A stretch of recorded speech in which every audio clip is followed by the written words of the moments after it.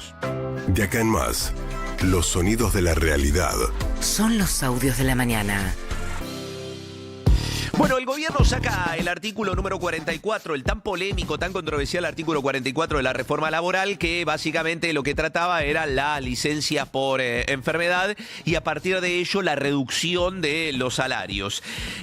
Vamos a recordar lo que decía Federico Sturzenegger, el ministro de Desregulación, la semana pasada, puntualmente respecto de este artículo número 44, defendiéndolo obviamente. Vos tenés una enfermedad. Por supuesto que vos, el empleador, si es una enfermedad que te sobrevino y vos no tenés nada que ver con eso, entonces el empleador tiene la obligación de seguirte pagando por un tiempo el sueldo, va a ser un 75% y no al 100%.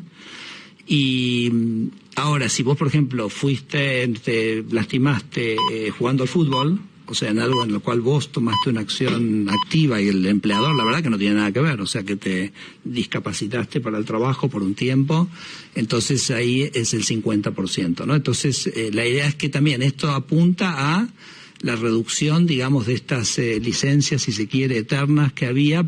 Yo creo que esto va a quedar en el archivo de las declaraciones y de las propuestas laborales y de reformas de los gobiernos. Cuando escuchemos a Sturzenegger dentro de muchos años, no vamos a poder creer lo que era este artículo. Sí, a ver, yo creo que Sturzenegger tiene ya un compilado de grandes definiciones de este tipo en sus pasajes por diferentes administraciones. Ahora, esto que hizo Sturzenegger, que lo hace con Feynman en Radio Mitre, lo señala como el posible autor de este artículo en este juego del gran bonete donde nadie se hace cargo de quién es el que lo hizo, quién fue el que tuvo la idea de decir esto. Porque además de todo, digo, más allá de la discusión sobre las enfermedades, si son graves, si no son graves, lo que establecía ya de por sí es que hoy que te paga el 100% de la licencia, desaparecía. Claro. Ya pasaba directamente al 75%. No existía más el pago del 100% de la licencia. Esto es algo que no es que pasó por abajo del radar, sino que algunos dejaron que pasara por el Senado de la Nación y estalló por esto que dijo Sturzenegger. ¿Por qué? Porque se hizo público. Algo que había quedado escondido en el medio de la ley. Bueno, vamos a escuchar a Pablo Moyano, secretario general adjunto de Camioneros, un sindicato que hasta ahora no se había manifestado públicamente respecto de este estado de situación. Recordemos, mañana paro general hasta ahora de la CGT y esto dice el titular de Camioneros, en realidad el secretario general de ese sindicato, Pablo Moyano. Fue archi explicado, ¿no? Todo lo malo que tiene para los trabajadores. Han explicado que ningún artículo está a favor de los trabajadores y creo que con la licencia médica se explotó todo, ¿no? La CGT había tenido 3 estrategias, que era una del diálogo, que lamentablemente los gobernadores no han escuchado. Después la instancia, la justicia, que creo que va a llevar adelante muchos trabajadores y los amparos va a poder frenar momentáneamente la aplicación de algunos artículos. Y la tercera, la calle, que es la que nos jugamos la vida el día jueves. Algunos compañeros van a movilizar, otros compañeros vamos a garantizar que el paro sea total para meterle más presión a aquellos diputados y diputadas, fundamentalmente del peronismo. Bueno, prestarle atención a lo que dice Pablo Moyano. ¿Por qué? Porque dice, la CGT tenía 3 estrategias, una dialoguista, una judicial y una en la calle. Bueno, a ver, la dialoguista nunca dice que el diálogo era con el gobierno, sino que el diálogo era con los gobernadores. Unos gobernadores que no le prestaron mucha atención a la CGT. La CGT lo que le había dicho era a cada uno de sus regionales, vayan ustedes a hacer presión sobre cada uno de sus gobernadores. Bueno, eso no surtió efecto. ¿Por qué? Porque en el Senado se aprobó con más de 40 votos, con lo cual, algunas partes con más de 40 votos, con lo cual los gobernadores se dieron vuelta y apoyaron. Pero no habla de una negociación con el gobierno, que sí existió. sí existió y se modificaron algunos de los artículos que originalmente tenían la ley. Bueno, mañana hay paro general con movilización de algunos sectores, otros no. Uno de los que sí va a movilizar es ATE, Sí. la Asociación de Trabajadores del Estado. Su titular es Rodolfo Aguiar. Dicen desde ATE, o por lo menos lo que plantea Aguiar, es que necesitan el ruido de afuera del Congreso, la presión de los trabajadores para que la sesión tenga esa tensión de ese ruido de afuera de los manifestantes. Por eso considera que debe ser una huelga con movilización hacia el Congreso. Pero además hizo una figura muy clara respecto de lo que él considera fue corrupción total dentro del Senado a la hora de votar esta reforma laboral. Estamos enfrentando la ofensiva tal vez más grande que se recuerde en democracia para los trabajadores y sus organizaciones sindicales. Un proceso de reforma laboral que avanza en el Congreso plagado de irregularidades. En el Senado había más valijas que en la terminal de Retiro durante las vacaciones de verano. Apoyada por gobernadores intimidados que investiguen el posible pago de coimas para que esta ley avance en el Congreso. Hay una Valesco Plus, una Valesco Premium es esta. Bueno, hace referencia a la ley de 2001, cuando Alberto Flammarique era el ministro de Trabajo de la Nación, administración de la Rúa, donde se reconoció que había salido fondos de la CIDE en valijas, por eso hace referencia a la valija, rumbo al Senado de la Nación para pagar votos para una reforma laboral que terminó llamándose la ley Banelco. Bueno, Aguiar es uno de los duros contra el gobierno y por eso hace referencia a ese hecho histórico. Bueno, UPCN es otro de los sindicatos en protesta. No va a ir a la movilización el titular ni ninguno de los afiliados de la Unión del Personal Civil de la Nación. Y Andrés Rodríguez, que es básicamente el titular de UPCN, entre otras cosas, se opone a lo que dijo Omar Maturano, el titular de de Fraternidad, sí. Que era un paro por tiempo indeterminado.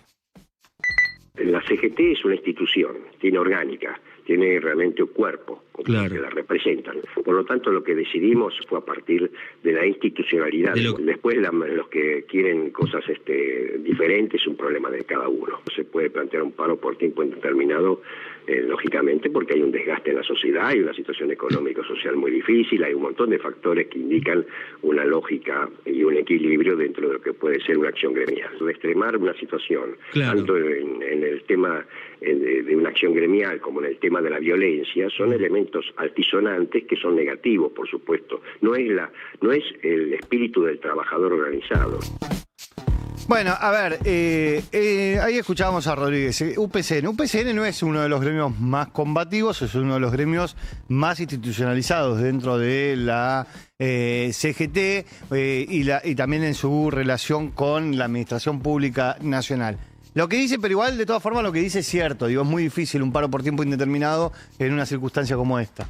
Bueno, vamos a escuchar las voces de los supuestos aliados al gobierno que se oponían a este artículo número 44 de las licencias médicas y la reducción del salario. Cristian Ritondo, el presidente del bloque del PRO en diputado, fue el más enfático respecto de lo que esto era como perjuicio a los trabajadores. Pero ayer también se expresó sobre esto Martín Yesa, el diputado nacional por Buenos Aires por el PRO, el exintendente de Pinamar. El tema de enfermedades es algo que se incorporó a la medianoche del propio tratamiento y creo que nadie te supo decir muy bien por qué. Y en ese nadie entiende muy bien por qué lo incorporaron, que es básicamente que una persona en situación de enfermedad o tiene algún tipo de problema incapacitante, se le puede descontar entre el 25 y 50% de su sueldo. Ya la propia Bullrich adelantó que si tiene que volver, tendrá que volver, y nosotros naturalmente ese artículo así no lo acompañaríamos, ¿no? Bien.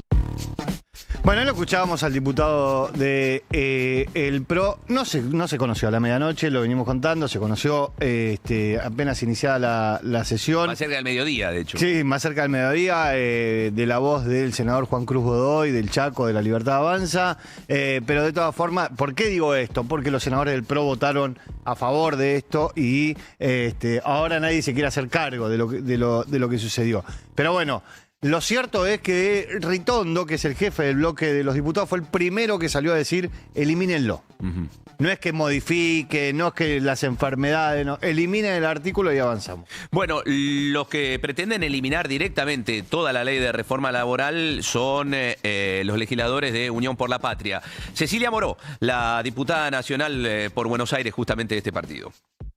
Nosotros, desde nuestro espacio político, vamos a plantear el rechazo de la ley, en primer término. En segundo término, vamos a reclamar y reclamamos no sesionar este jueves, porque no puede tratarse una reforma laboral de manera express. Quieren dictaminar mañana a la tarde y el jueves a la mañana sesionar, con una ley que además viene manoseada. Yo hago una pregunta. ¿Quién escribió el artículo 44 que se votó en diputado, que tanto los alarma?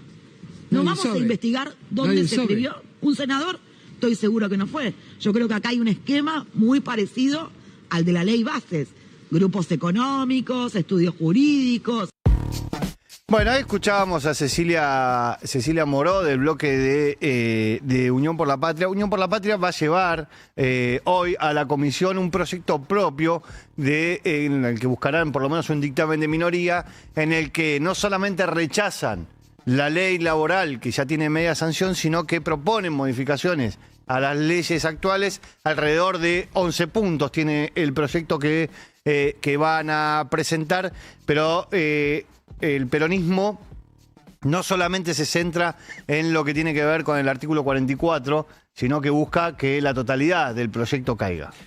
Bueno, una nueva crisis institucional y de gobierno en Perú. El Congreso peruano echó a José Geri, el presidente de 39 años que había asumido en octubre, un presidente investigado por tráfico de influencias, un nuevo presidente que se va del Perú antes de cumplir su mandato. Desde el 2016 que un presidente del Perú no cumple su mandato de 5 años. En este caso, Geri duró solamente 4 meses. Hoy se va a definir cómo continúa la situación de gobierno en Perú. ¿Quién asume la presidencia? Fernando Rospigliosi, el presidente encargado del Congreso del Perú.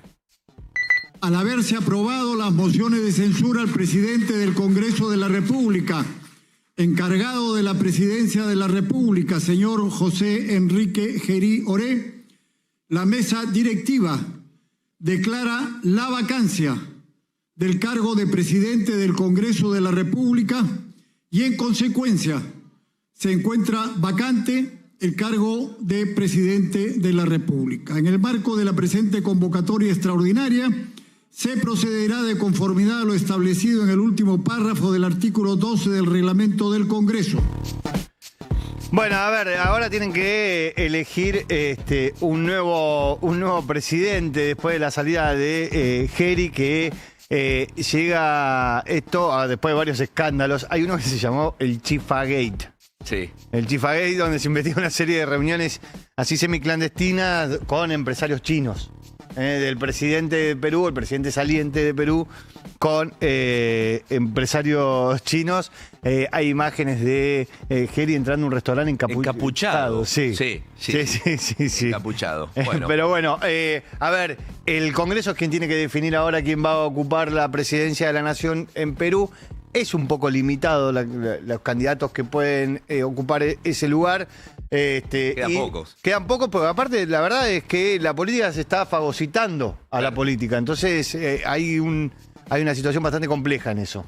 7:16 de la mañana, una máxima de 31 grados. Una humedad alta, 92%. Para ahora tenemos 21 grados 9. A salir a trabajar, a meterle garra, a meterle energía. Se terminó el feriado. Nosotros